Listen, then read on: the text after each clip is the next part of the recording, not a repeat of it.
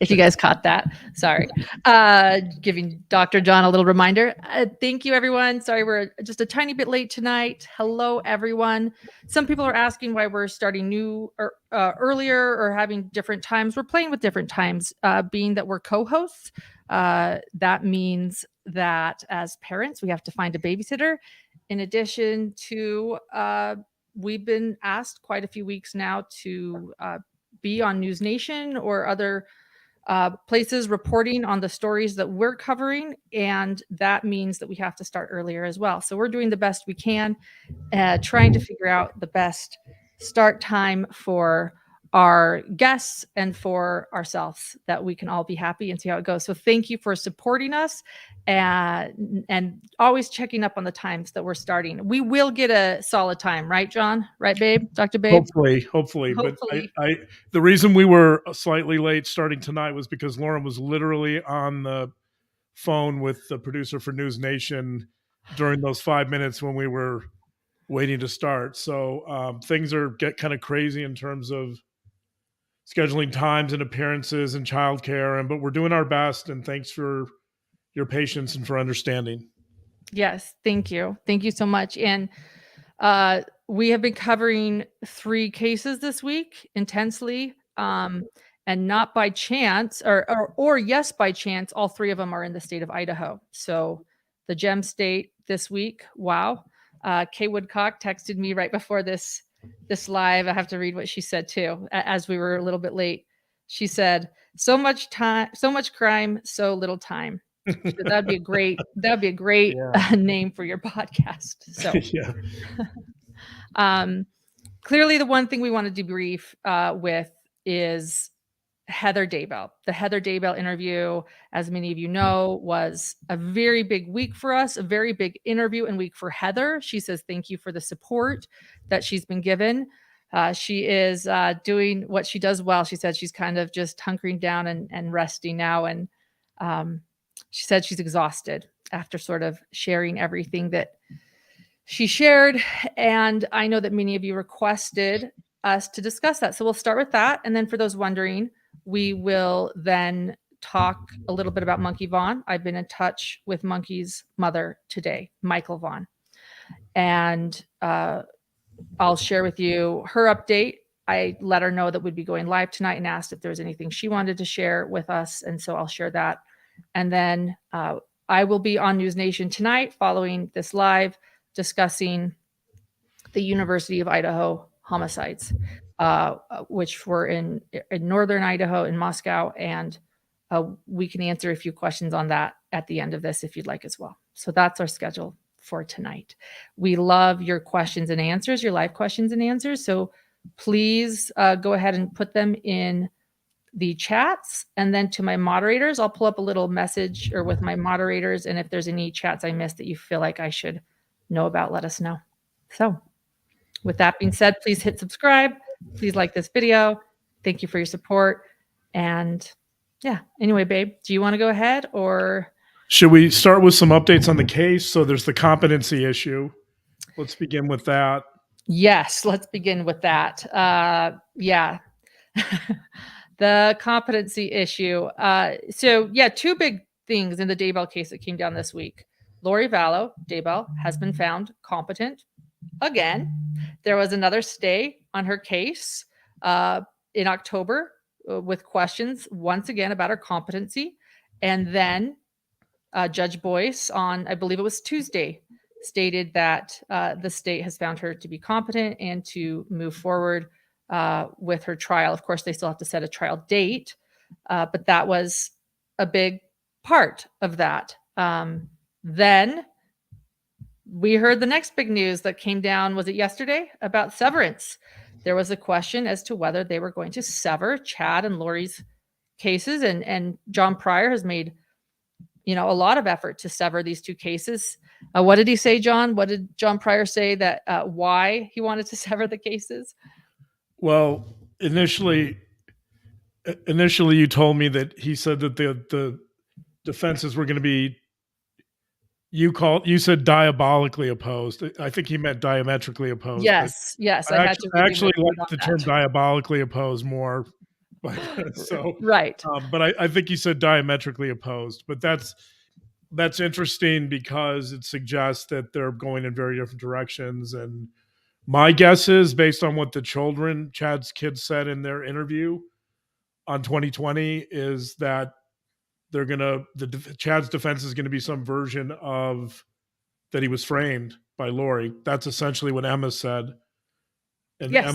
Emma talks to Chad all the time in jail. So presumably they're preparing a defense that's gonna throw Lori under the bus.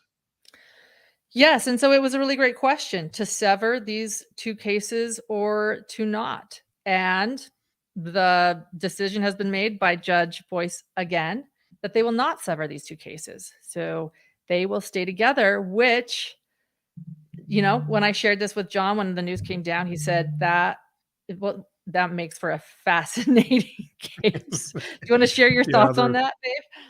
I think there could be some fireworks in court. If they're going to turn on each other and they're the same courtroom at the same time with different defenses, yeah, that'll be really fascinating. So it certainly appears that they might be turning on each other. I don't know if they're talking. Presumably they can't talk to each other, but based on what Pryor said, it definitely appears that they're moving in different directions with their defenses, and it would certainly be interesting to see Chad's defense throw Lori under the bus with Lori in the courtroom, right? So, yeah, there could be some real fireworks, some real drama to observe if Yeah. that's the case, which it looks like it's moving in that direction. And one thing I've always thought fascinating is the psychological aspect of this case. Will we see an actual turning of one another during the trial? Or I guess I should say, I think Chad's already turned on Lori, but will we see Lori turn on Chad in real time during the trial? And I know there are no cameras right now in the courtroom. So when I say see, I'm talking, will we hear? Will we learn? Will we, I know. But, or maybe we will see, maybe there will be cameras, who knows? But it will be a fascinating trial to see what happens. So, And I noticed Kay made a comment about Dr. Wellner, and he, by the way, so a little there. I think there was a little bit of drama with the competency issue after she was deemed incompetent and went into treatment for 6 months, roughly 6 to 8 months.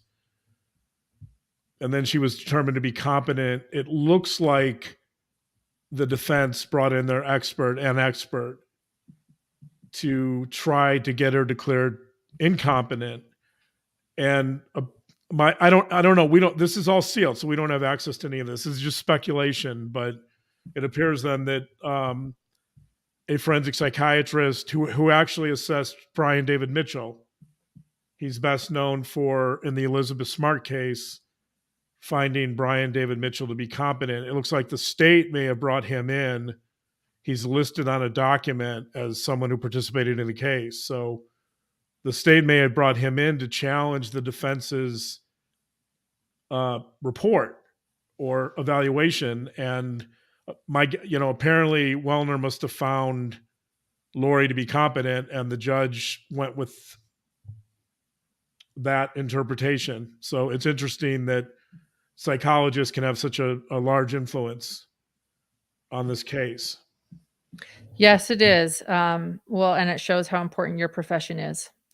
So, and I think a lot of times people do ask, and we need to get to Heather Daybell. Everyone, keep your Heather Daybell questions coming. I have some saved, but keep them coming because I'll save them for when we start talking about that interview.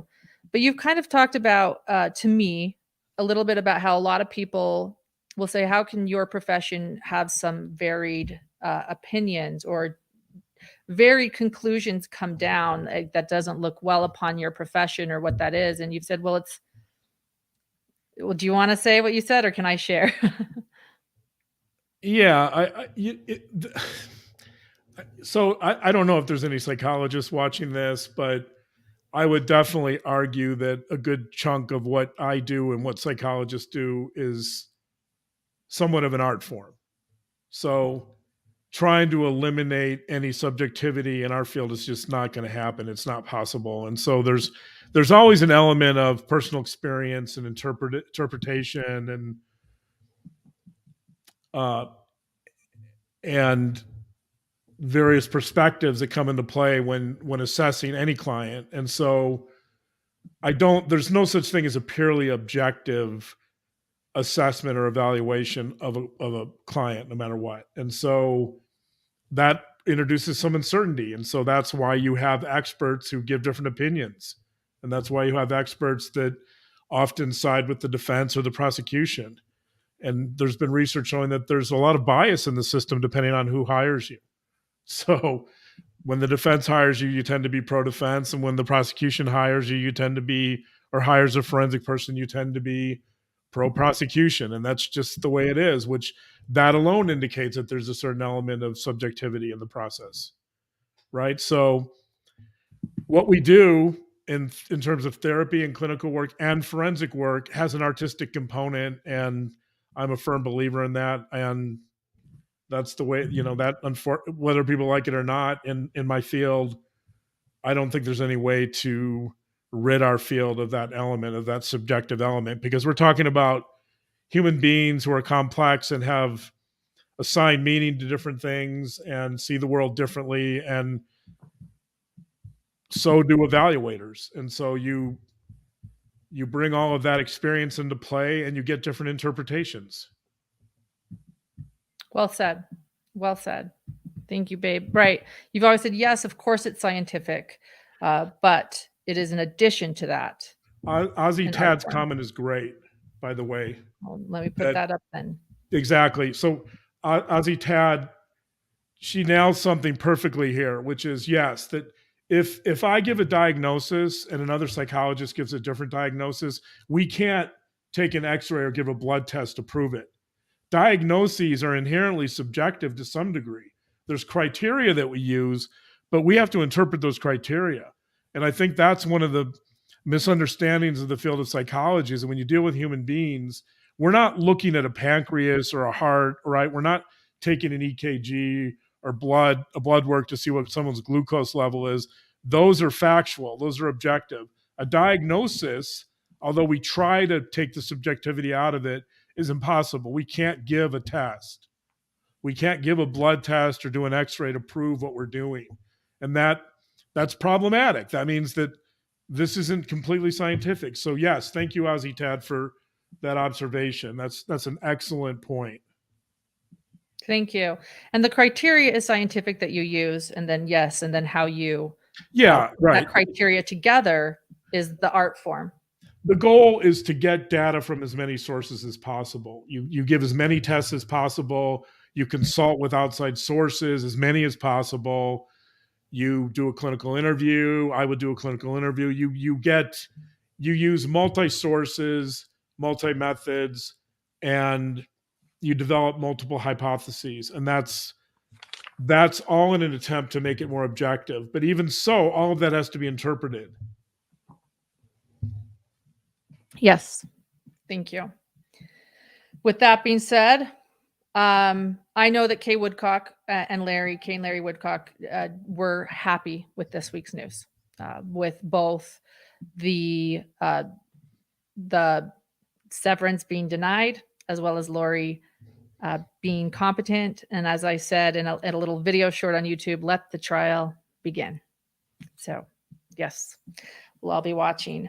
With that being said, Heather Daybell, thank you everyone again for your support with Heather. Oh my goodness, so much wonderful support. I wanted to start with a question that we received on Facebook. If that's okay. And let me pull some of these up. I would like to tell you who wrote this. It was a great comment. So they said, we know more, and I can't find it right now, but what she said is, we know that you've talked about Lori Cox's family, or the Cox family, where Lori Vallow came from. And we hadn't really heard too much about Chad Daybell's family. Although for those that listen to our podcast, you did learn a lot about the Daybell family, our original podcast. But They wanted to know, it seems like they are different but very similar in what is something similar in both families or both their upbringings. Their family, and let me clarify, their families of origin, meaning their parents, the way they grew up, the way Lori grew up with her parents and siblings, the way Chad grew up with his parents and siblings. So the question is, what are the differences between the two families? Differences or similarities, and that's where I need to find. I can't remember if she asked the similarities. I think she asked similarities. I'm looking for it. There's so many questions now. It's wonderful, but I'm having a hard time finding it at this moment. So in general, I'll try to answer it broadly. In general, I think the Daybell family is a bit healthier than the Cox family, in the sense that if you look at how the siblings have fared, the Daybell siblings, for the most part, have seemed to be a little healthier and have fared a little better. But I think the issue with Chad is, and has been, that Chad feels as if he was neglected as a child. And again, this is where some element of subjectivity comes into play. I think Chad believed he was special. He believed that he deserved special attention in the family, and he felt like he wasn't getting that. And so I think Chad saw himself as somewhat neglected and undervalued, and that his specialness wasn't recognized. And so hence you have a fair amount of sibling rivalry, and you have some family conflicts about, who deserves more attention. And the Daybells, by the way, weren't particularly good with dealing with emotions. So when Chad wanted a lot of validation, he wasn't getting it from his parents. And so I think that creates some of the problems that occurred later. Thank you for sharing that.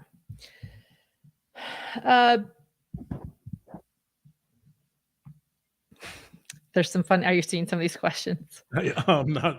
Not a little bit. Not. Lori was praised as being a spiritual child. There's no question there. Anna writes, this is where her delusions were given credence. But there's no question. Sorry. Question.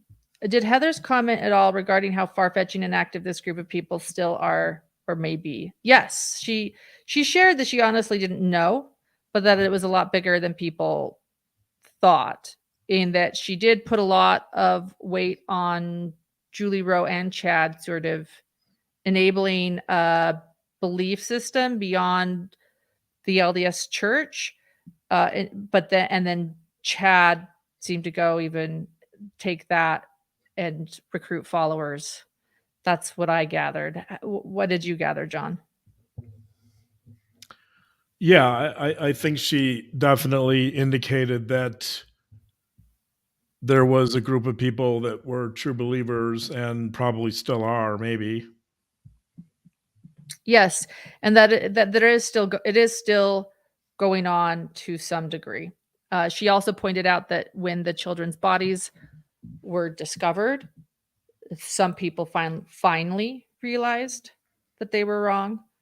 But as we know from people we've interviewed, there are still people that preach this, and Julie Rowe herself is still preaching multiple probations. And we also know that Julie Rowe thought her husband was going to die, and someone else, there are many people's spouses who were going to die. So this was definitely a belief system that was beyond Chad. There's a comment by Tia Diva that Lori's family has more mugshots than Chad's, which, yeah, I guess if we want an objective measure of family health, that would certainly be part of it. That the Cox family certainly has more criminality in it than the Daybell family. So yeah, there's that. I think Lori's family, by the way, was more extreme in their beliefs. They were more extreme in their general approach to life, how they raised their kids. Somebody made a comment about how you teach your kids really matters. And I think that's true here. I think, Barry Cox was really extreme in terms of his beliefs about the government and the IRS, and he wanted to abolish the IRS, and he's been committed to that for years and years and wrote a book about it. And while many of us don't care for the IRS, I'm sure most of us don't, we understand its role in the government, I think, in a maybe a uneasy way, but we deal with it. I mean, we're not, I think that his beliefs all around in terms of religion and the IRS were all extreme, and all that, of course, was passed on to the kids. So it's hard to grow up in that kind of an environment and have some measure of mental health. Yes. Yes. Don't worry about me says, I'm still a little confused about how healthy or not healthy Chad and Tammy's marriage was. I think that one thing that Heather's interview brought up was an interesting dynamic between Chad and Tammy. And I will be the first to admit, actually, there were some things, because I consider Heather a friend and we've been talking, there were some things I already knew. When it came to things I learned that were new in the interview, I learned a lot of new things about Tammy and Chad. And what seemed like, as the way Heather explained it, was that she didn't know the real Tammy, that when she would ask to talk to Tammy and Chad, Chad would say, well, just talk to me. When she would try herself to talk to Tammy, Tammy wasn't very friendly to Heather.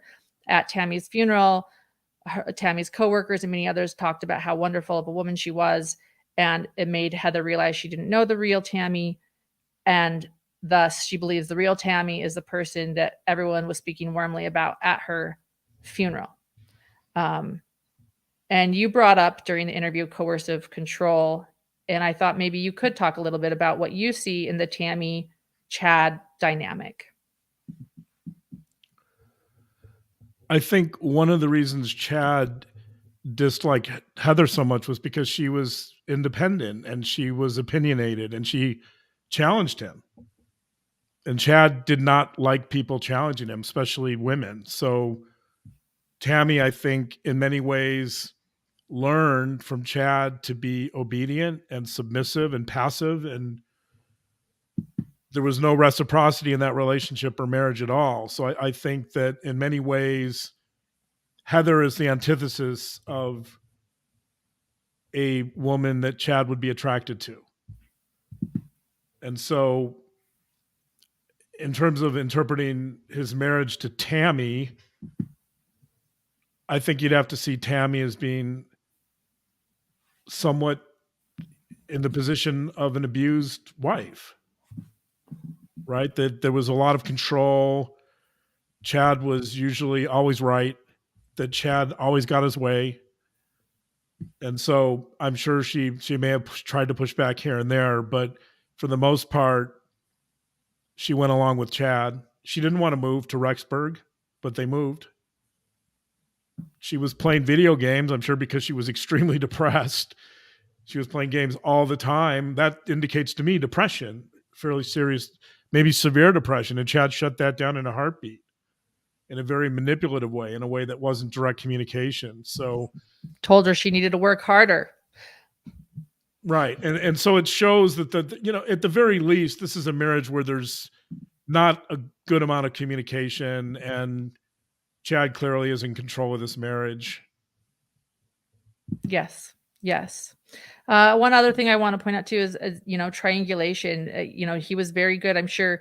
I mean, think about the things Heather was saying. Think about the things Chad was saying to Heather, and saying that Tammy received the vision of the home, et cetera, et cetera. So I can't imagine what Chad was telling Tammy when it came to Heather. Clearly, Chad manipulated everybody around him, and he kept people separated from one another so they couldn't learn the truth, So, yeah, definitely an abusive relationship in my mind. There was somebody else. It was a great question. Let me pull it up. This is going so fast. Thank you, everyone. And thank you, Stephanie, for reminding people to support us by hitting the like button, sharing, and subscribing. Someone asked a question and they said that, oh, it was so good. Whoever asked the question about children being special or if it's not good to tell a child they're special, or how much you can tell a child, how much you should tell a child they are special. I thought it was a great question. And if anybody wants to re-ask that, please send it. I can't quite keep up with the chat. Did you see any questions, babe, that you're... I missed that, but what it was... Julie Holden is on it. Thank you, Julie. Gail Johnson asked, Chad feeling like he was not recognized as special. Isn't there some danger in making our children feel special? I mean, it isn't okay to just be average. I mean, I almost want to say, listen to our podcast to answer that. But is there a little aspect to that you can answer? Yeah, it's an interesting question. So, one way to create a narcissist is to tell a child that they're special all the time, repeatedly on blast, right? And the reason why you might create a narcissist if you do that is because if you tell a child that they're special all the time, and the child can see from, let's say, their performance at school or whatever they're doing, whatever activities they're engaged in, if the child can see that they're not as special as you're telling them that they are, you have this gap between what you're telling the child and the child's perception. So the child has two choices. The child can believe that they're special and go along with your constant flattery, or the child can question that and basically undermine parental authority. And almost always the child will go with the parents' views and perceptions, but that creates the feeling, that's where you begin to get imposter syndrome, right? That creates the feeling that the child knows that he or she isn't necessarily special and is not performing at the level that the parents say that the child is. And so you get this divide between how the child feels. The child might feel in some ways average or inferior, but the parents repeatedly tell the child how special he or she is. And so that's how you create a narcissist, because you start divorcing the child's perceptions of the world from reality. The reality is that most children, and most all of us, are pretty average. But when parents continually send home that message about being special and outstanding and how everything they do is wonderful and perfect, you're reinforcing a view of the world that's not usually accurate. Yes. Thank you. Thank you. And Moogie, I hope I'm pronouncing it right, Moogie Brady, thank you so much for your support of our podcast. It truly does mean so much. Thank you. The last pin I wanted to respond to quickly, that somebody said they saw a psychologist. Oh, it was Aussie Tad. There you go. Right there. Right. We should be right. I agree with this, that and to go a step further, that the goal for a parent should be to reinforce effort and not outcome. In other words, to reinforce that your child worked hard, they did their best.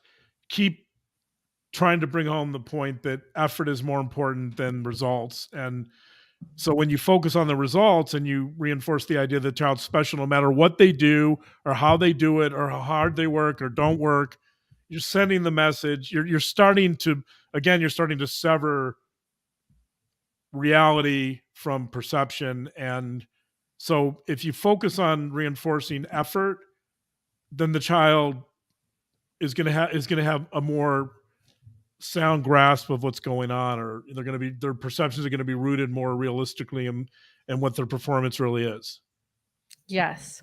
And I remember you teaching me that too, as we're raising a little boy, that it's not about complimenting them for just how wonderful they are, but how hard they try, or how hard they worked on something, or how they didn't give up. Those are some of those things that you've taught me. So, and thank you for that. I work on it. And then other times I just say, oh, you're just perfect. No, just kidding. I never say that, but it's hard not to tell little kids that they're special, because they all are. They all are. Mindy has been full of so many wonderful comments, and I hope I don't embarrass her, but I also want to share who Mindy is. Mindy interviewed John and me on Mormon Stories. And Heather was there commenting during that time. And she's such a wonderful woman. We've become her good friend. And she said, after seeing Heather's interview, all of the pieces fell into place as to why Chad was so threatened by her. A classic case of an insecure man threatened by a strong woman. I thought that was great. And that maybe you could also talk about, I think this goes into the fact that the very first thing you ever said about Chad ever early in 2020, before even starting our podcast, was that you read his autobiography, and all of these web sleuths were asking on these different Facebook groups, what does your husband think? It's the very first thing you ever said. You read his autobiography and you said he mentions his mother once. And Right. when I read Mindy's comment about how I agree with Mindy's comment that he is threatened by a strong woman, I feel like it almost goes back to that. Could you touch on that a little bit?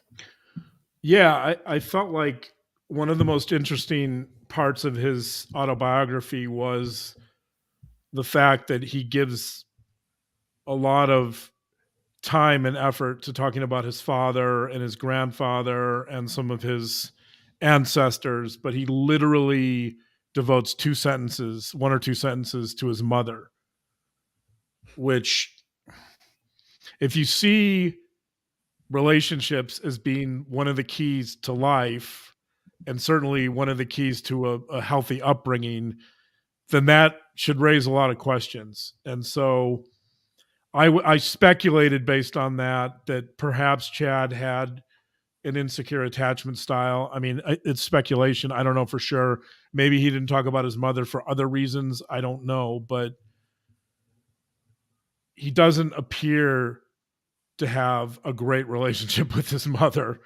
And it shows in the book indirectly because he never talks about her. So it's a peculiar way to write an autobiography, that you give no attention to your mother. So I think right. So I think there's a lot of questions and insecurities around Chad's relationship with his mother, and consequently probably women in general. Yes. Shelly Shell, thank you so much for your generosity. That means so much to us. Thank you for being a supporter of Hidden True Crime. Yes, Chad. I have often called Chad a misogynist. And I remember someone once saying, everyone uses that word, and I said, well, when it comes to Chad, I think it's a pretty accurate word. I do think he had a resentment towards women, and Heather pointed out in this interview very specific things. You noticed that he didn't have a good relationship with his mother, but then as Heather spoke, he was angry that his mother might not take out the trash enough, or she'd never heard him say one nice thing about his mother. And even his birth story, I think it's very specific. You mentioned in his birth story in Chad's autobiography, you would think that would at least be about his mother, but no, that's about his dad. So his dad had the idea to put his pregnant mother in a rocky car ride where it was rocky, and then she was able to go into labor and give birth. So thank you, Dad, for Chad's birth story. Right. So Jack was returning to the war, or to the military, and he was on leave for only a few weeks, and so he wanted this child to be born, which happened to be Chad. And so he took Sheila out for a ride in their car and hoped that the bumpiness of the ride would lead to labor, and it did. And so so his father is the star of his birth, and his mother is just a bit player. Right, exactly.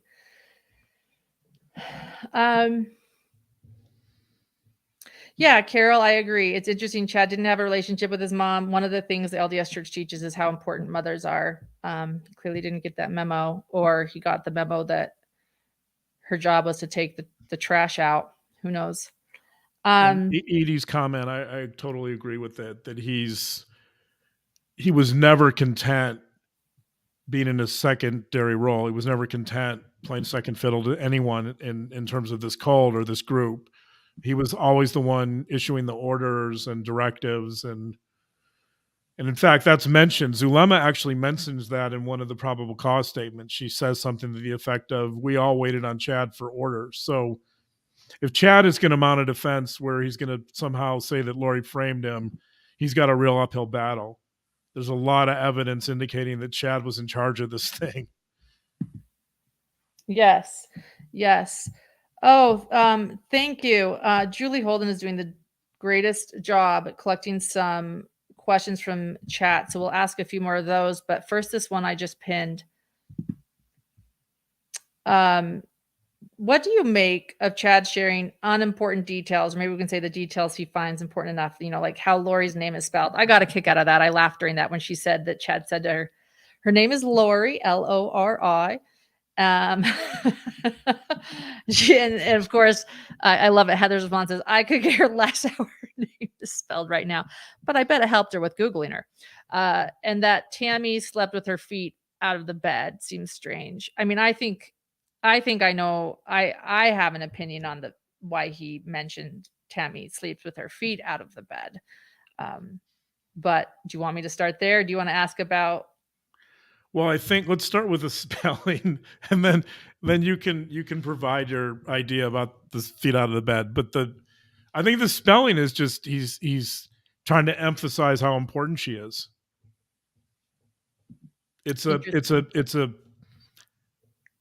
point of emphasis. He clearly knows that she probably knows how to spell it, but he's reinforcing Lori's importance to him and how important he is because he's with her. Well said. Thank you. Interesting.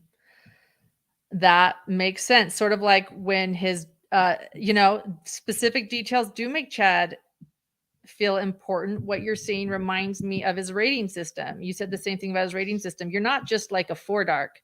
You're a 4.34 dark. Like that extra decimal point makes his rating system. It makes it more scientific. Like, yeah, the rating system's ridiculous because why not do it on a scale of like 1 to 10, right? He does it. It's completely arbitrary. He uses 2 decimal places because I think it makes it appear more scientific and more valid, which is, he could have gone with anything. He could have gone with 1 to 100, right? I don't know. It's absurd, but in his mind's eye, I guess, I don't know why 6 is a higher value, but maybe he'll explain it at trial. I don't know, but by using decimals, he's trying to make it more precise. I can see him at trial now. When they bring up Lori, that woman over there, Lori, Lori, she made me do it. Lori in caps. She's actually no longer light. She's now dark. I just, she's now a zombie. Right. Don't trust her. He realized in jail that she was actually dark, and this was all a big mistake. So she's at fault. Yes. All right. Some questions that Julie Holden saved. Some great questions. Thank you, Julie. Dr. John, somebody asks. Well, if I can find it. Wow. You've saved a lot of questions. Thank you, Julie. They pretty much, I'm looking for it, but essentially, if Chad believes in zombies and portals, why is his competency not in question? That was, here we go. Marilyn, what is the difference? Well, it's the same question between competency and belief system. We've tried to answer that one. You say that's loaded. That's like a whole show. But so more specifically, here we are, Marilyn, thank you. Why hasn't Chad's competency ever been questioned since he believes in zombies and portals?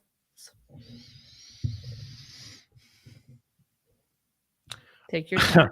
I guess the short answer would be that he probably doesn't believe in those things when he's in front of a psychologist.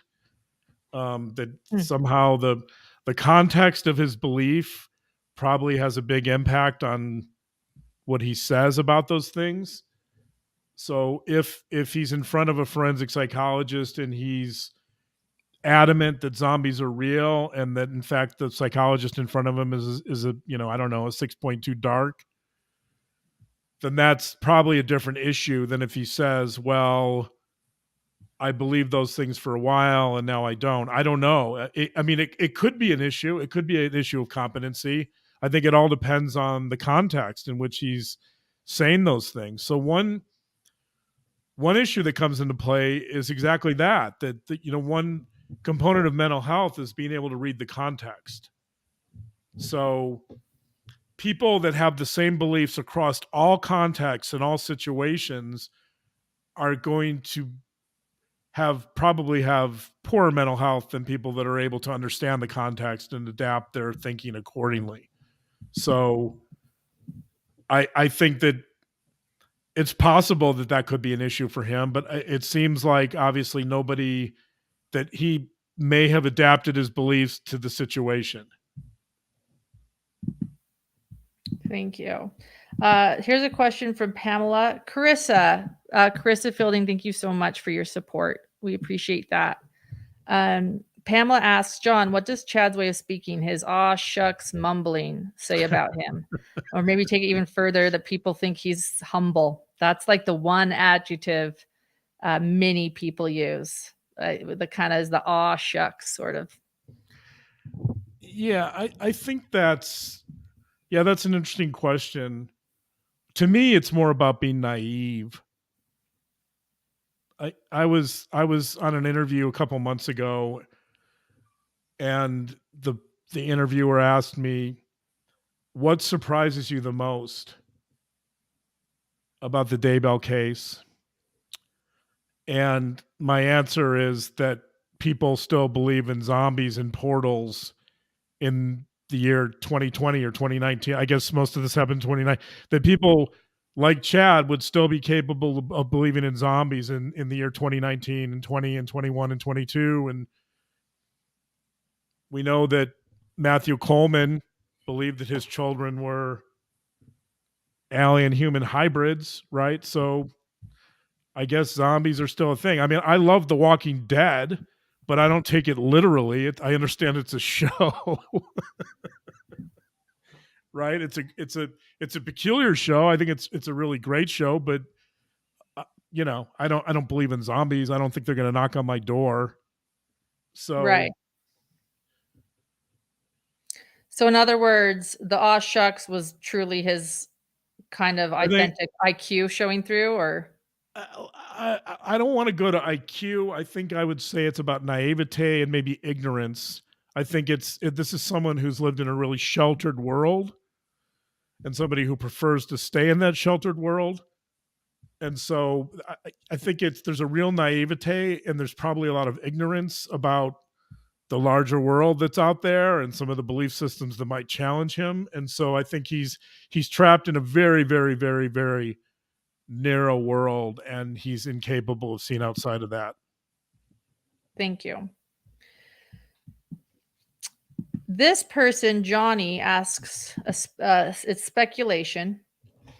And they write, I know this is purely speculation, but do you believe Chad would have killed Tammy had he not met Lori?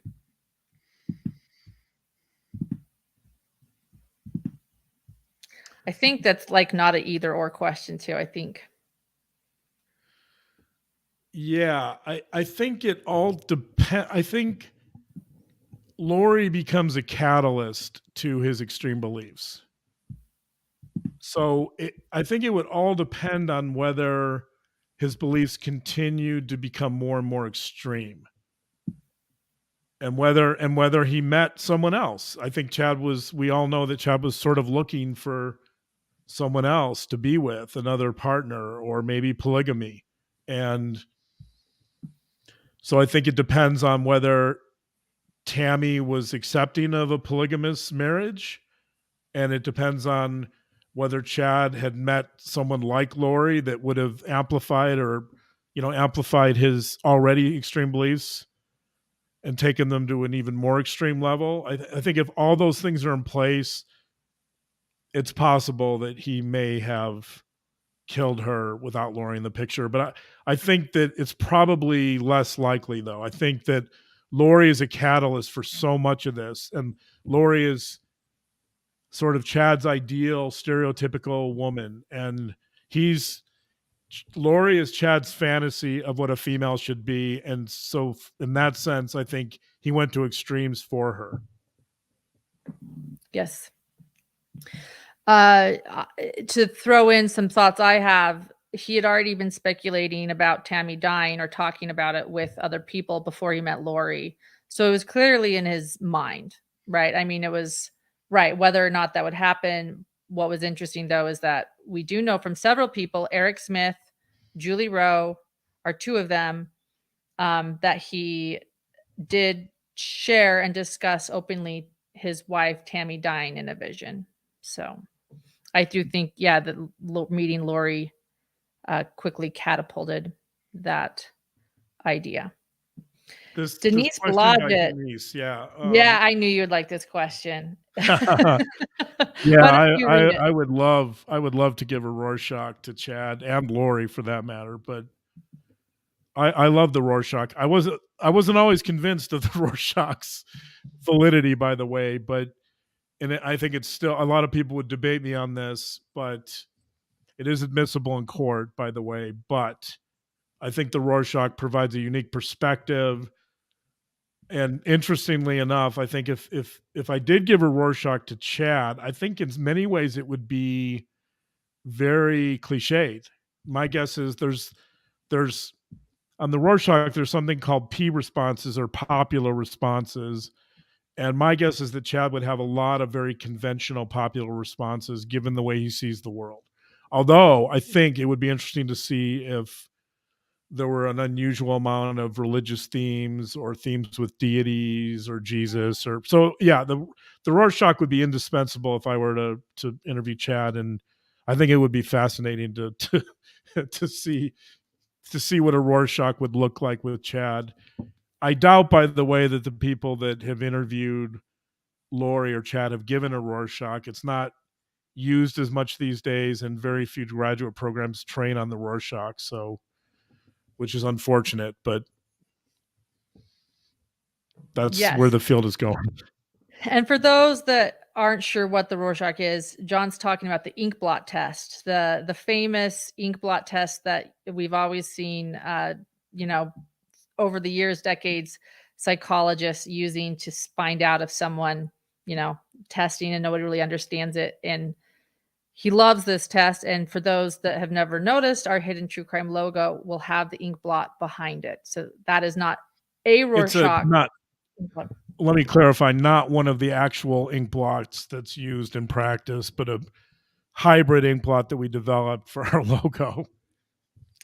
Yes. And John gave the test to me by my request, not official, you know, but by my request before I knew. He gave it to me. We were either dating or just barely married. I just know there wasn't a kid in the house. And I think some of my answers made you a little concerned. But well, let's clarify that. I didn't formally give you a Rorschach. There were some I know cards. I did clarify that. I said, yeah, there were some cards because it would be unethical for me to give you a Rorschach. I know it's not real. John, my husband is not my therapist, and he didn't assess me. Yeah. Well, thank heavens you didn't take it seriously, because you might not still be with me, because I think he was looking at me like, yeah, you answered a few. You gave responses. So I had some Rorschach cards up on the wall, framed up on the wall, and Lauren was giving a few responses to some, and you know, it was a little concerning, but we made it through that. So, but it was one thing was that it was not generic. I was not. Yeah, you were not. You didn't get well. Yeah, you didn't give a lot of. At least on the cards that you reflected on, you didn't give a lot of popular responses. So, yeah, that suggests that you're not very totally conventional. Right. Thank you, Anna C. Anna is asking, what is the difference between devils and zombies? Before you answer that, one more Rorschach question. Blue Sky is asking, how many cards would you typically give for Rorschach? We'll conclude this. So and someone else is mentioning that they took the Rorschach and they saw butterflies and a maxi pad. So I don't know what you'd make. I don't know if you want to assess them right now. I mean, do you want to give your thoughts on that, or should we just skip to devils and zombies? Yeah, so the butterflies, I presume that the butterflies were, butterflies are a common response on a few of the cards. Pads would suggest that she saw red, that there was some blood there, and I can't interpret that without knowing what card it was, but the someone who sees colors tends to be a little more emotional than people that don't. There you go. Okay. Uh, what is the difference between the devil and zombies? The devil has a much longer history in Western thought. I think zombies are a more recent invention, whereas the devil's been around for a long, long time. The devil, makes an appearance going back to, I don't know, thousands of years. So, but in a more serious way, I guess for Chad, I don't know. That's a good question. I think that for Chad, it's hard to know whether zombies or demons. Whether he might see all of those things as being similar. So I think it probably depends on the person you ask. But from my perspective, the devil is a much more deeply ingrained concept in Western history than zombies. Zombies is a more recent phenomenon. Zombies probably come out of some history of cannibalism, by the way, which we'll be talking about when we talk about Dahmer. Oh, wow. My guess is that zombies. So anyway, yeah, short answer. And I'll give another thought to this, just as somebody that interviewed Eric Smith. It's a great interview on our channel because he is or was friends with Chad.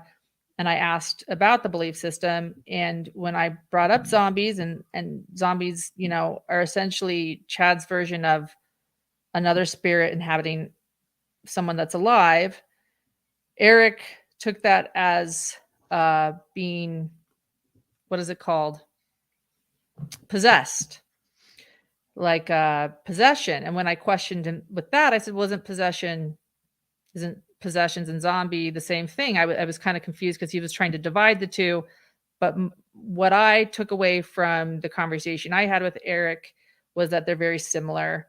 And that is why Melanie Gibb would have the cast-offs, because they essentially think that another spirit inhabited a body. So there's your non-psychological answer to it.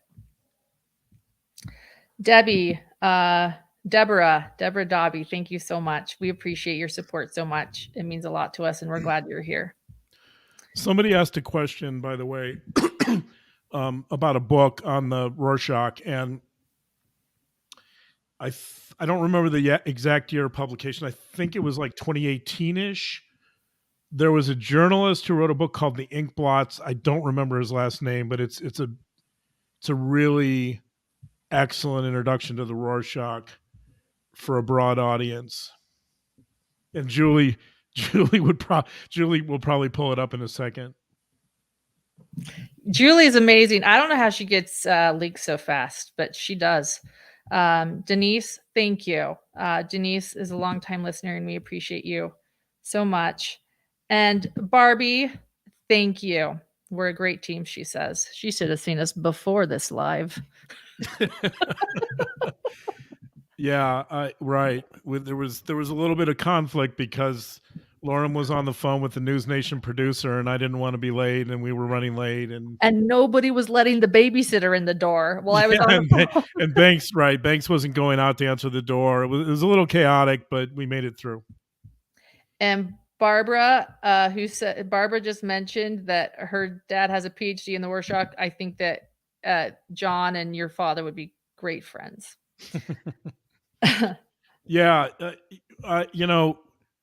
I'm glad, Barbara, that your dad is still. I assume he favors the Rorschach. Then I think I would say, as a psychologist, I'd like to see more people endorse it in the field, but it's definitely fallen out of favor in the last 10 or 20 years, which is a little unfortunate.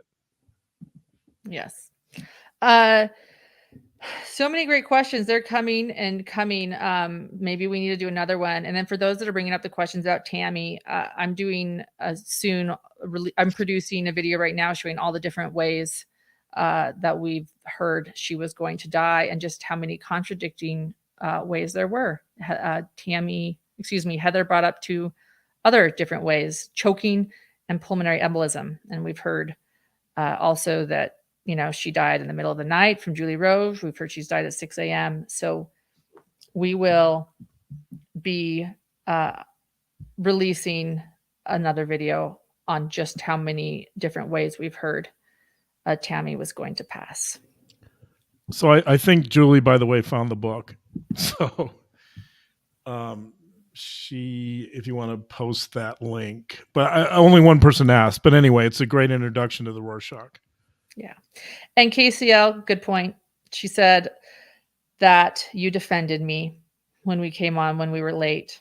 And you mentioned that I was on the phone with News Nation. So that's true. Thank you. Thanks, babe. I love you. Someone's asking about Zulema. I would recommend you head to our full psychological analysis of Zulema. We answer your questions there. With that being said, a couple of ideas, and then I want to move on to talk a little bit about Monkey. And then we can talk about the University of Idaho too, since I'll be talking about that on News Nation later tonight. But what was I saying? Where was I? You wanted to finish with a few thoughts on Heather Daybell case and Heather, and then we're gonna go to Monkey. Although, what time is it? Yeah. How are we doing? 6:35 Pacific time. So maybe we should move on to Monkey. Yes, let's do that. Thank you so much, Nita, for your kindness. We appreciate the support so much. Thank you, everyone. Yeah. One thing I noticed with Heather, everyone was so kind, but I just think, one thing I noticed, and I just want to bring it up, that a lot of people, I would say, were the most judgmental of Heather before they listened to episode 3. And we had 3 episodes. The third one was a little different. It was her faith journey. John, you were not a part of that interview. And how she left the LDS church, and she started that interview with a disclaimer, like, this isn't for everyone. And I was grateful for that, because it is a little different for true crime, but it is a big part of her story. And there were very relevant things in there with the case. For example, she felt that she read about church history, and that steered her away from her long-held beliefs in faith, where she believes that Chad was looking at LDS history and clinging to it, and then realizing that because the church had maybe changed over the years, that he needed to save the church and bring it back. And Heather did not share anything but her truth and her story in the first 2 episodes.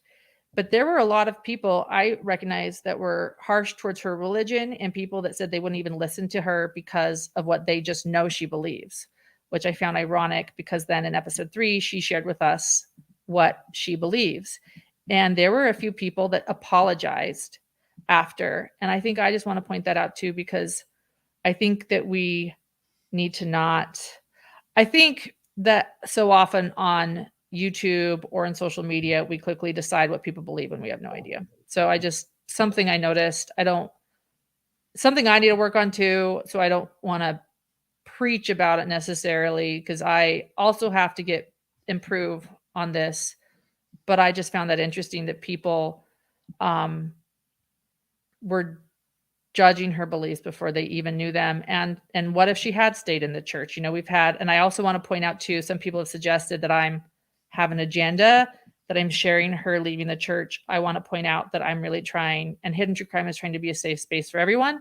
We had Girl on Fire and Anna, 2 people that are very important, that brought very important truths to this Daybell case. And they both shared how they have stayed in the LDS faith, and they are very intelligent, wonderful women. And then we have Heather, who left. And I guess I just want to maybe say that we just shouldn't judge people's intelligence by what we may or may not think they believe spiritually. Sorry, just kind of random, but I hope that's okay that I brought that up.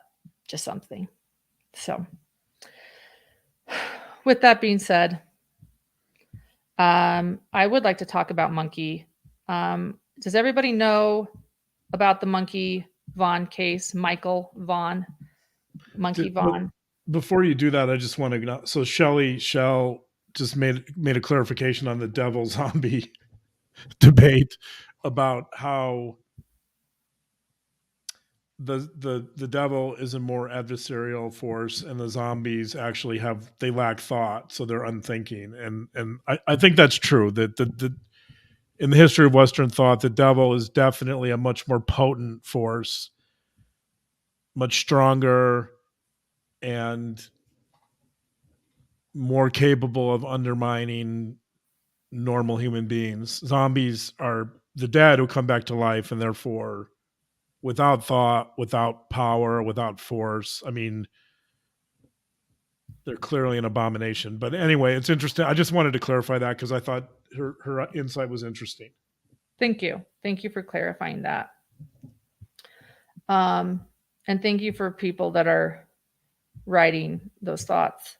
Yeah, I want to talk about Monkey. It's a heartbreaking case. Thank you, Megan. By the way, if people have noticed, we have a new wrench. We call him the wrench. It's such a bad word. There's a new wrench on our channel. It means moderator, someone that's volunteering their wonderful time, and a close friend of Hidden. And so thank you, Megan, for taking that on. We appreciate you. So Michael Monkey Vaughn is a 5-year-old boy who went missing last year in July 27th, 2021. I interviewed his mother. Thank you, Kay. Yes, Kay doesn't know, and to please give a summary. Absolutely. And it's really cute that the reason they called him Monkey is because, and you'll be familiar with this, Kay, as are we, was because he was just a monkey. He was just all over everything, and they kept saying to their little Michael, "You're such a monkey," and so it stuck. And that's this little boy's nickname.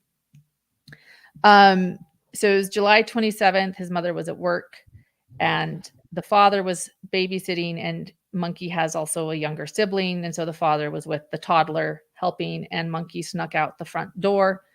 And we do know that he knocked on a couple of doors on his street asking if his friend was home to play. So he snuck out and on a warm summer's day in Idaho, Fruitland, Idaho, and asked. And then he was never seen again. It's been a heartbreaking roller coaster also because Brandy, the mother, because there was no witness, there's so many missing children because there was no witness, no Amber Alert was given. And it took a really long time for this story to get hold. I interviewed Brandy on our channel, and you can see that interview. Thank you, Stephanie, for posting that. And with her interview, through that, Lana, a friend of the channel, helped introduced us, and a lot of YouTubers had been really cruel. They were blaming her, even after she willingly did interviews, a mother of a missing child. They were still speculating about the family being involved, and it's been an absolutely heartbreaking journey. Not only have they lost their little 5-year-old boy and don't know where he is, to have people suggesting that they're responsible has just been horrendous, and many YouTubers jumped on board.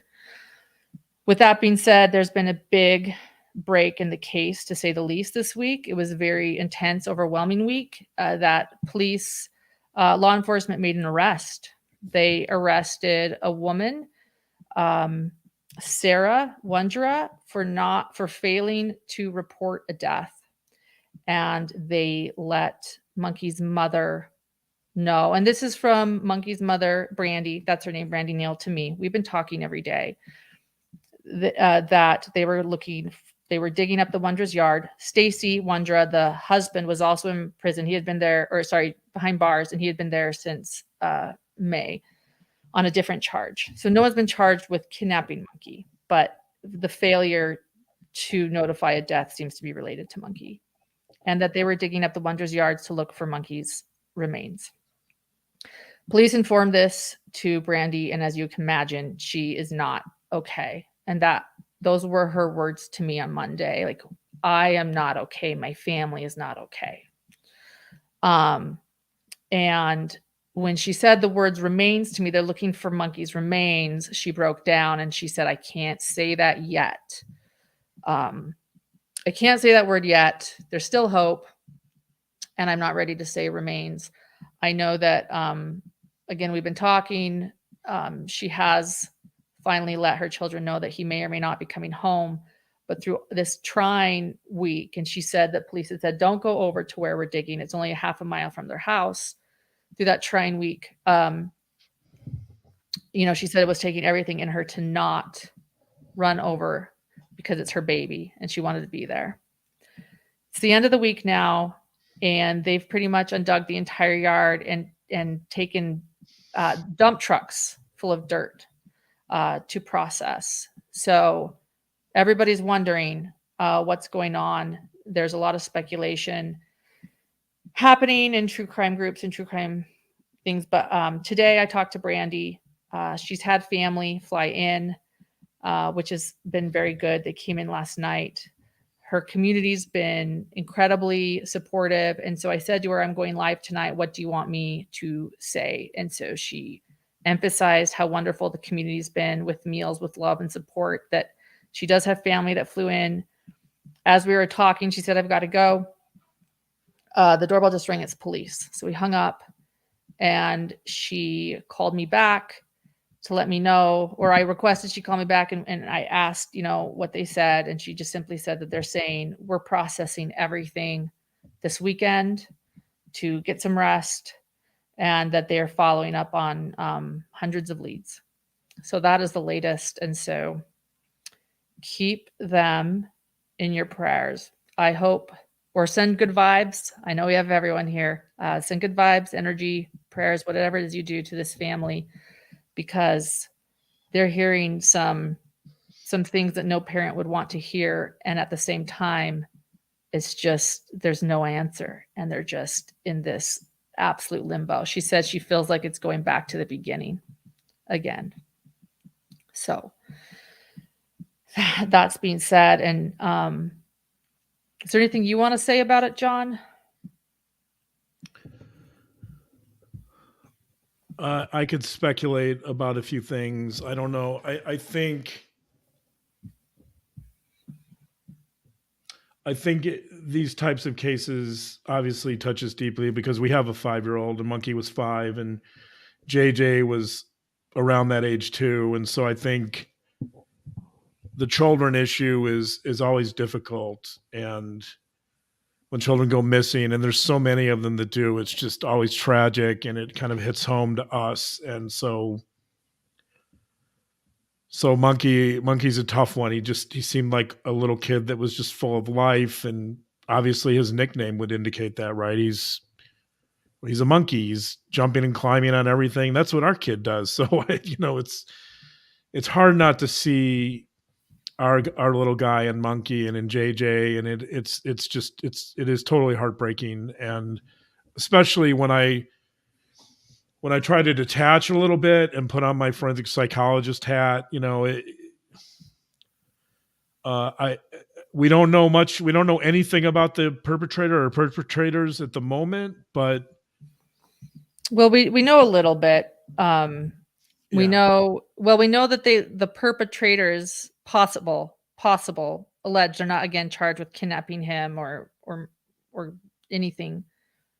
They did live next door to sex offenders, and that there's a competency hearing on Sarah Wondra this weekend, and her she seemed a little off or not super coherent during her arraignment.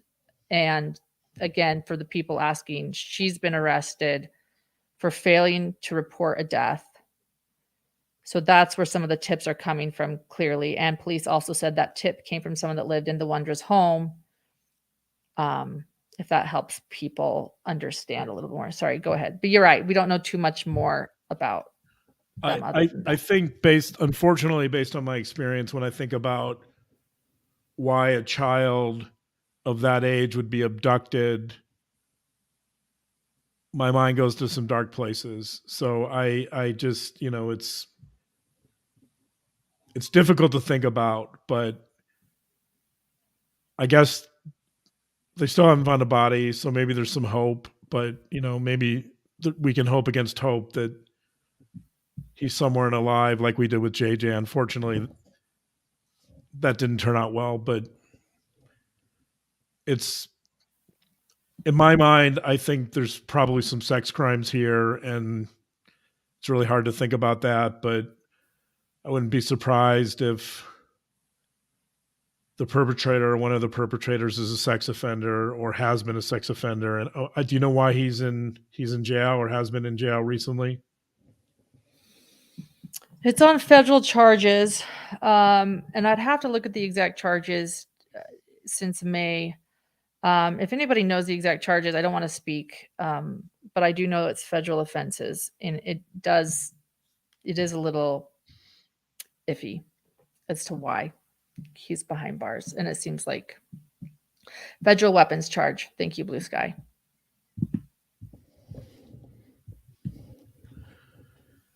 So I guess we'll learn more, and they haven't obviously uncovered a body, so I'm sure Brandy is trying to hold out as much hope as she can. Yes, when somebody said, "What does she mean? It feels like going back to the beginning." I speculate what Brandy means is they have had absolutely no answers for over a year, just holding out hope and begging for their Michael to return. And so to think that this week was going to perhaps produce some answers and then to not know what's going on, I think her feeling is it feels like it did the first time when we lost him. I think that's what she's trying to convey, or something fills that just deep heaviness. But she says she's resting and she's grateful for everyone. There's a lot of people are bringing up a lot of what's been speculated online. True Crime Underground, their main group, Facebook group, has a lot of that. There is a lot of speculation and a lot of things people have learned. And then Karen Lair, a reporter in Boise, who also happens to be my good friend, was on scene. And so I recommend following Karen Lair. So she has a lot of information there as well on Twitter. With that being said, why don't I briefly touch on the University of Idaho case? It'll be good practice for me since I'm going to be discussing it later. Although during this live, literally information is coming in. So I don't know everything. Like, it is happening right now. But four young adults in their 20s were killed. And I'm trying to be careful with my wording for YouTube, so apologies if I'm slow. At their home in the middle of the night. It's been interesting because at first the police said, there's no threat to the community, which seemed bizarre because then they let us know that no one had been arrested and that all four that were killed were absolute victims. So they have walked back those words and now admitted that they can't say that there's absolutely no threat to this small community. It's Moscow, Idaho. It's been made national news. So the 3 cases we've been covering are in the gem state this week. And it is so tragic. It is so tragic. They have now come out and said that they were stabbed, all 4 of them. There seems to be one weapon. So it's not multiple people. I know from True Crime Sleuth online that it looks like there is surveillance cameras at the neighbor's house, that there's surveillance cameras at this residence. So I'm assuming that police have a pretty good idea of exactly the time this happened, that someone came in and they said it was a targeted attack. So it was 3 roommates and then a boyfriend, Ethan, who was spending the night with his girlfriend, Dana. So All four of them, young adults. We know that there have been a couple of Jacks in question. That's the name, Jack. There's a Jack that it was Kaylee's sister who let us know that Jack was talking to her sister that night 6 times on the phone. She shared that with Inside Edition. And then we know that a food court surveillance camera was released where it looked like a gentleman was looking at 2 of the girls who lived there oddly, and his name was also Jack. So those 2 have been being scrutinized. Police just released something right before this live or during this live where they said at this moment, the gentleman in the food truck video has been questioned and is not a suspect. And the other 2 roommates were home. They are not suspects either.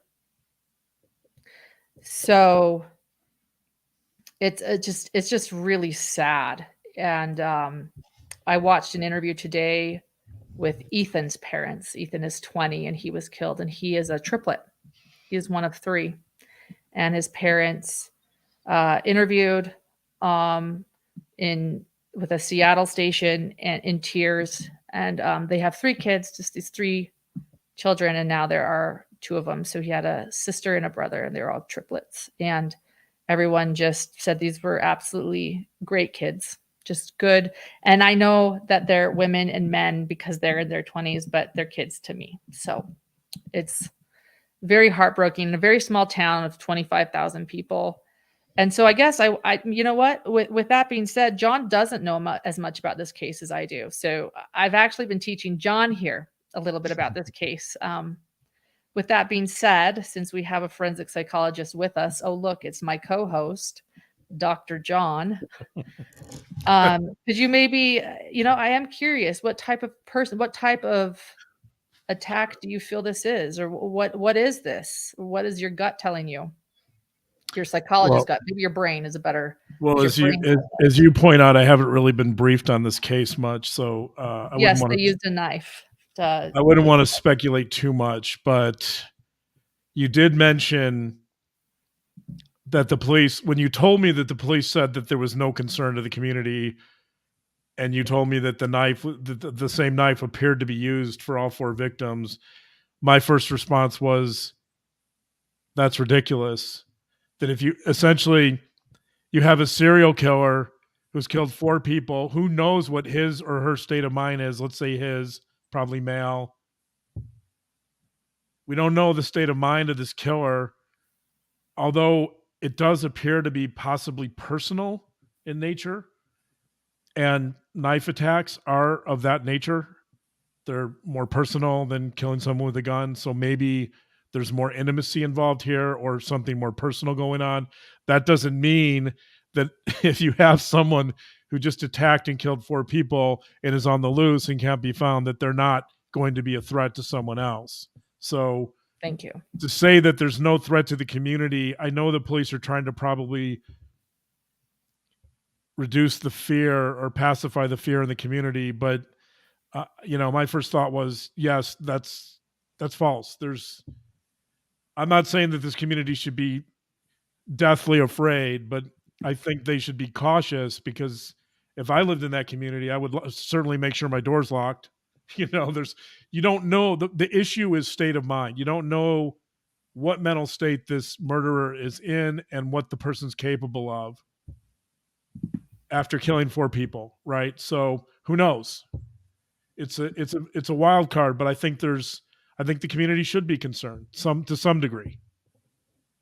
Absolutely, that someone could do this, and police have implied it's targeted, and I would speculate that you assume it's targeted with the way this has played out. But even so, as you point out, someone that could do this to 4 young people,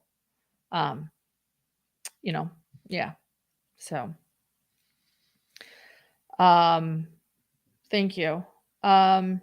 Yeah, Brandon Hobbs says, I bet law enforcement would like that statement taken back. Mostly misspoke. I agree. And they did kind of walk it back. They did walk it back, but it took them a while. And it was time, I think, that many of the students went home, for the holidays early. So it is surprising in this town. For those also wondering about all these cases in Idaho, they are all in different locations. The Daybell case is eastern Idaho. This is in northern Idaho that we're talking about. And then Monkey is near the Boise area, Fruitland, near the Oregon border. So 3 separate areas. So yeah, the devil seems to be covering all elements of Idaho. Devil or zombies. Sorry. Anyway, with that being said, we will conclude this live. There's something. So many of you know that are on our Patreon account that John and I do separate live episodes there. And we do have one coming up. Thank you to many of our new Patreon subscribers since Heather Daybell's interview. We will be sharing another episode soon about a great Netflix documentary. So I murdered my dad. I just killed my dad. Excuse me. Yeah. I think killed my dad. Yeah. I definitely don't think we're going to be monetized tonight because of everything we've had to talk about, but that's okay. It doesn't matter. So on our Patreon account, we share different episodes that we feel better about being behind a paywall for different reasons, being that it's a little bit more private. We have created a really safe community there. And so we share certain things there that we don't hear. One thing that we shared there was kind of personal and private to Dr. John, but we felt that we should share it here tonight and maybe end with that. Do you want to share a little bit about what that is, John? So I'm working on a book, and the Monkey case really moved me to such a degree that I thought I would write something. I don't know if it's going to be in the book, but it might be a chapter in the book that expands to become about missing kids in general and how I feel about that. And anyway, I wrote a little tribute to Monkey and JJ and to missing children, and it may or may not be a chapter in my book, but I read it and shared it on Patreon. I wasn't comfortable sharing it more broadly, but because of what's going on with Monkey now, I feel more comfortable sharing that with a broader audience. So this is my recording of a short piece I wrote as a tribute to missing children. And I will do my best now to pull this up. Forgive me, everyone, while I figure this out.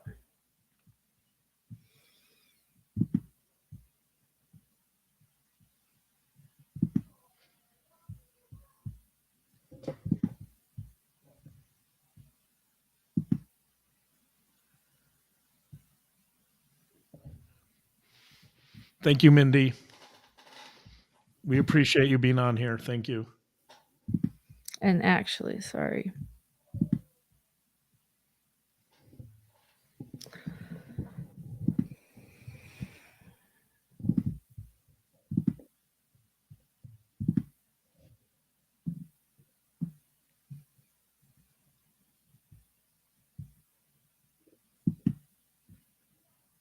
Hello, Patreon listeners. I wanted to share a short piece that I wrote last week when Lauren was recording her interview with Michael Monkey Vaughn's mother. When I was listening to the interview as Lauren was editing it, I felt compelled to write a short piece about my own personal reactions to Monkey having gone missing. And so here's that piece. The title of the short essay is The Heartbreak at the End of the Road, a tribute to Michael Monkey Vaughn and all other children missing at the end of the road. Last night, Lauren was editing her video about the disappearance of Michael Monkey Vaughn. I listened closely to the story, but was particularly struck by the suddenness of his departure and the manner in which he was abducted. Monkey was knocking on neighborhood doors, searching for friends with whom to play. Special canines later tracked a scent to these same doors as he crisscrossed the neighborhood in search of companionship. What happened next, however, was particularly striking.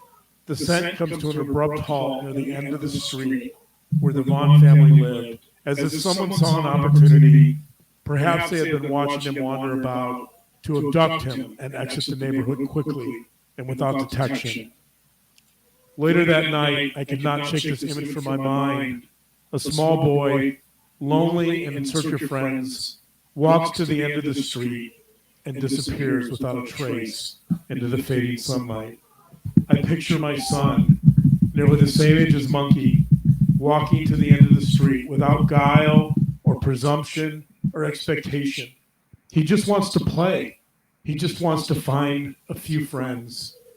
It's an exercise of pure innocence and a search to appease some loneliness with a few neighborhood friends. I picture my son being pulled into the backseat of a stranger's car, terrified and realizing his capture by, quote, the bad guys, unquote. The same bad guys he envisions every night before bed has come to fruition. At this point in my narrative, I reach the place of the imponderable. Rarely in life do events occur that are so outside the normal social and expected operation of the world that they deserve special consideration. I call these events imponderables. 9/11 was an imponderable, as was Auschwitz, Jeffrey Dahmer, John Wayne Gacy, Hitler, and all the missing children who have been abducted by strangers for devious, salacious, and maniacal gain. I picture my son in absolute terror, crying frantically for the strangers to let him go. They beat and slap him to obtain his compliance. He resists. He can be an independent soul with a strong sense of justice. He has never been hit or spanked. They hit him harder, almost to the point of unconsciousness. As a father, this vision becomes blurred, nearly intolerable. I can't sustain this image in my mind. How badly will they hurt him? Will he be tortured? Will he be physically and sexually abused? Trafficked to wealthy pedophiles in a child pornography ring? Imponderables. I cannot let my mind wander so far, even as I realize the reality of this vision for thousands of children over the years. I want to scream. I want to cry. I want to spite the universe for the sordid and malicious human inhabitants of this heartbroken world. Mostly, I want to protect my son, to ensure that he is sheltered from this dark, barbaric part of the human world. I mentioned my fears of abduction to Lauren. She says, quote, I think if I had a choice between our son being repeatedly tortured and abused on a daily basis or being killed quickly and painlessly, I would choose the latter option, unquote. This choice does not assuage my fears. Another imponderable. Death or torture for the human being you love the most. Again, I cannot let my mind wander down this path. I want to say that I would always choose life if I knew my son would be returned to me. But at what cost? Would he be wounded beyond repair? Would he have any faith left in humanity and the goodness and possibilities of being human? As humans, we have to face some stark and existential realizations that life will end, that suffering is inevitable, that human beings routinely hurt one another, that pain and loss and death follow us everywhere.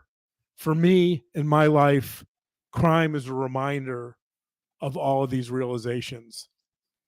At some point, the footsteps stop and the path reaches a dead end.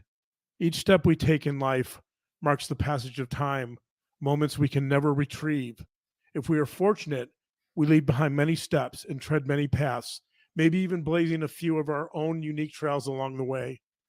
Eventually, the trail runs out. We say goodbye to life. If we're lucky, we enjoy the path and bring along some of those people we have loved.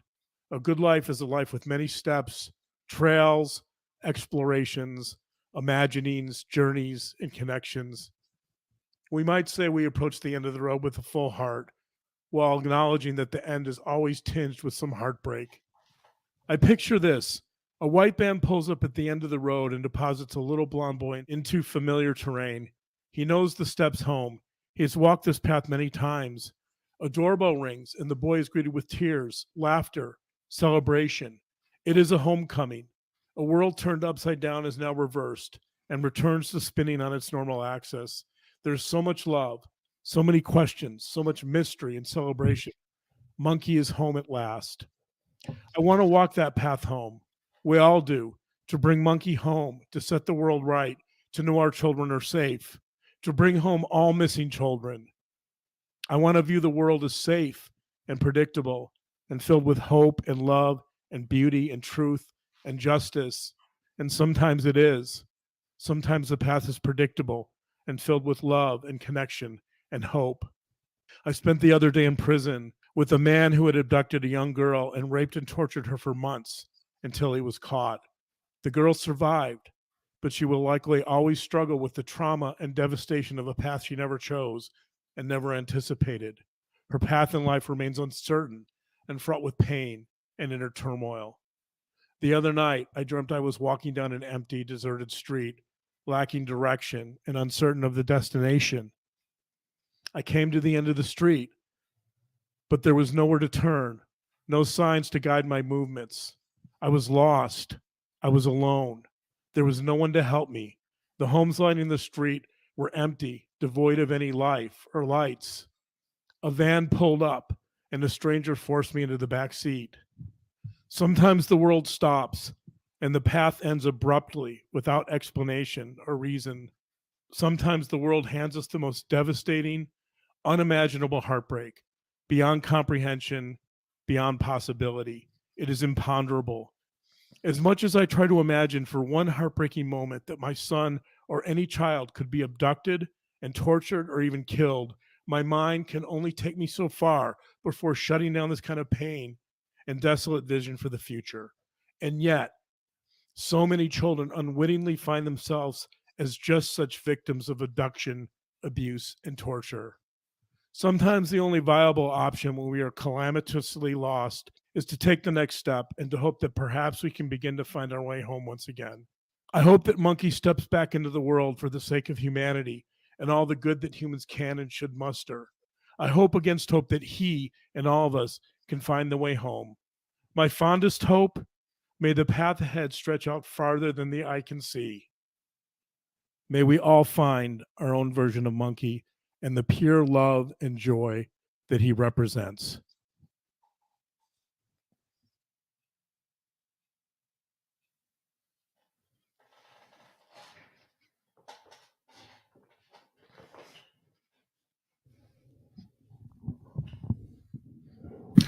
I was going to perhaps end it right after that, but I thought maybe we should just say goodbye, and I, maybe you can say a few last words, babe.